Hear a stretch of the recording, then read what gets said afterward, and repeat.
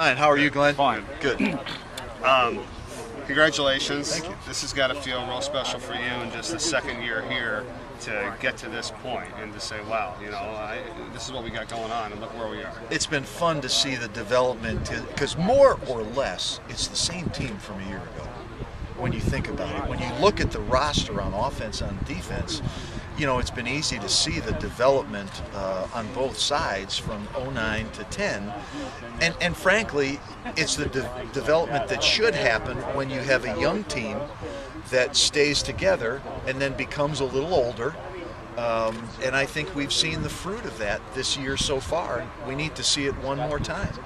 Having said that, Coach, though, the one addition, number 30, Andrew Pierce, has made a little difference. A tremendous addition, and that happens. The insertion of a player here or a player there or a position change from one year to the next. All those things kind of add up into the stew.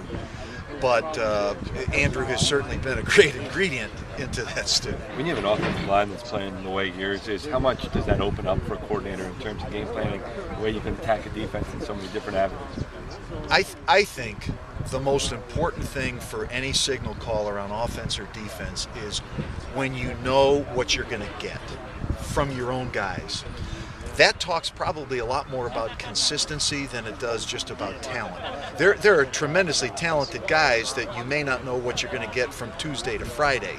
But with our team, because we know them and we know what they should be able to do really effectively, and we know what we need to stay away from because maybe we've seen it enough to know that we're not very consistent with it. Now you can dial into the things that you can expect from your guys in terms of play calling.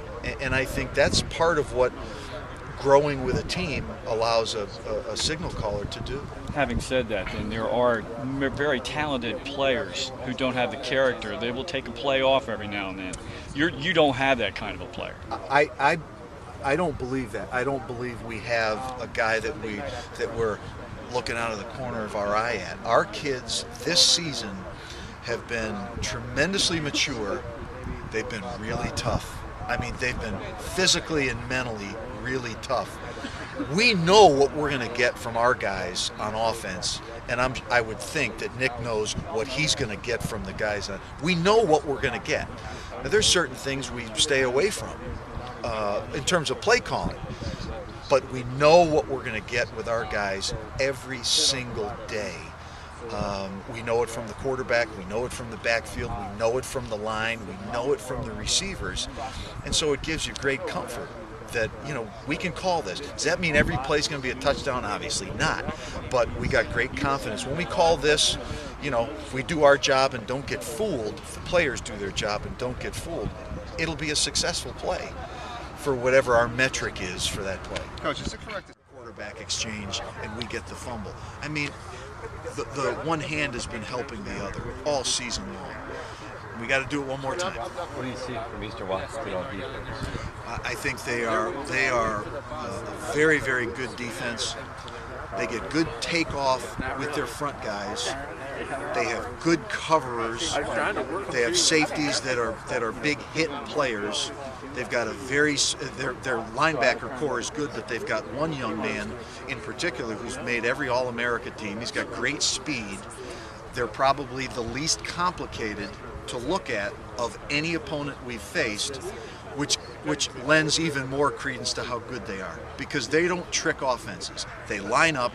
They have a low frequency of blitzes. That doesn't mean they'll have a low frequency Friday night, but historically they've had a low frequency of blitzes. They keep the ball in front of them. They play very sound and smart defense. Do you see a similarity then between their defense and your defense? Because that's what Keeler and Bone kind of Could talked be. about all year. There could be, but we don't play our defense. We see our defense, Right. but we don't play our defense. There very well could be similarities. We're both 4-down teams, as a base, not 3-down teams, but 4-down teams.